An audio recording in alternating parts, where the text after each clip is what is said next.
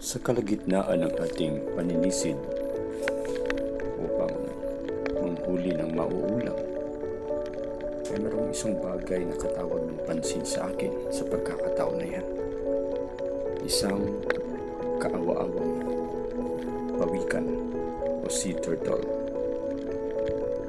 Ang nakatawag ng pansin ay yung puting bagay na nakadikit sa kanyang ulo, mga karebak. Para siyang matigas na bagay, parang sisi sa Cebuano pa,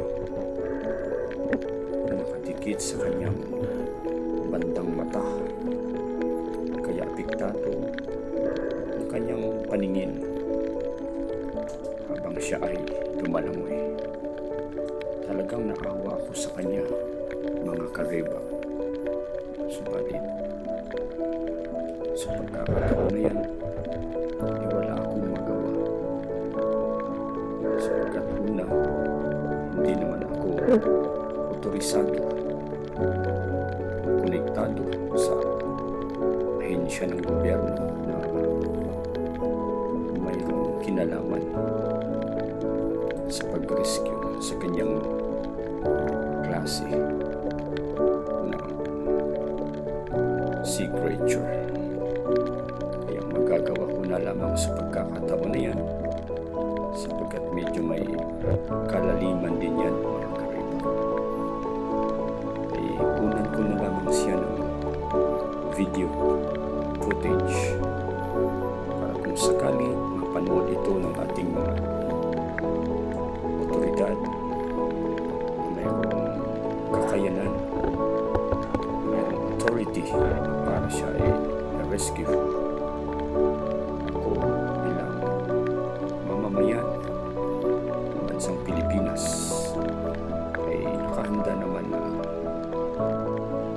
i-guide ang ating mga rescuer, may otoridad na gamot sa kanya para matanggal na yung nakapiring o nakadikit kung anong bagay man yan sa kanyang mata.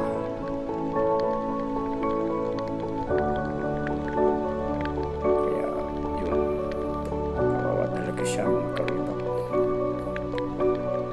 Yung kaibigan nating pawikan o si turtle.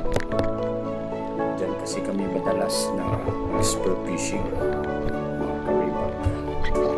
Marami itong pawikan sa lugar na yan. Subalit siya, ngayon ko lang siya nakita. Ngayon ko lang natuklasan kanyang kaawa-awang kalagayan. Habang sinusundan ko siya, habang siya'y lumalangoy, yung papunta niyan sa malalim na bahagi ng dagat.